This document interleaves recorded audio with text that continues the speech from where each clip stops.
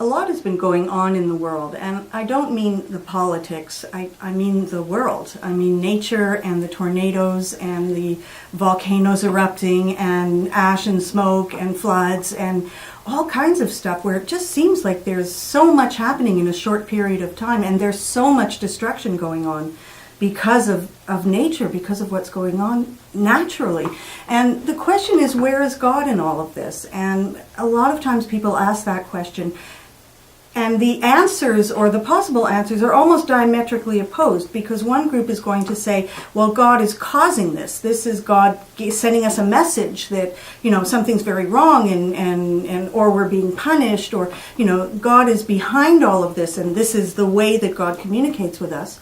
Where another group is saying God's completely gone, God's completely absent, and that's why there's so much suffering, and that's why there's so much destruction going on. So on the one hand, the argument is God's behind all of it, and on the other hand, the argument is God's nowhere to be found.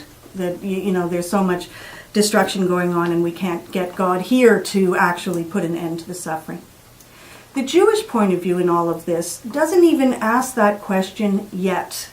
It will get to that question, but it has a whole other agenda to look at before it gets to the question.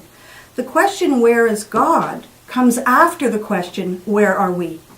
Because the responsibility to take care of each other is our responsibility, it's not God's. It comes back to the very, very first sibling relationship with Cain and Abel. When Cain turns around to God and God says, where's your brother? And he says, am I my brother's keeper? And God never answers that question, because we have to find out that in fact we are each other's keepers. We can't turn to God all the time.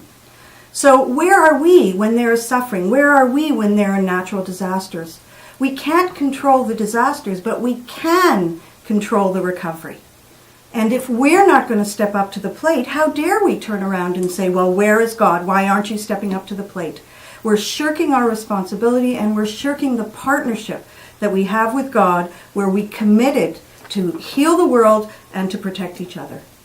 So the question of where is God in natural disasters is a very, very important question, and one Judaism will ask after it looks at us, at humanity, at what we're doing, that we're not shirking our responsibility, that we own up to it and we step up to the plate, and then we've earned the right to ask, where is God?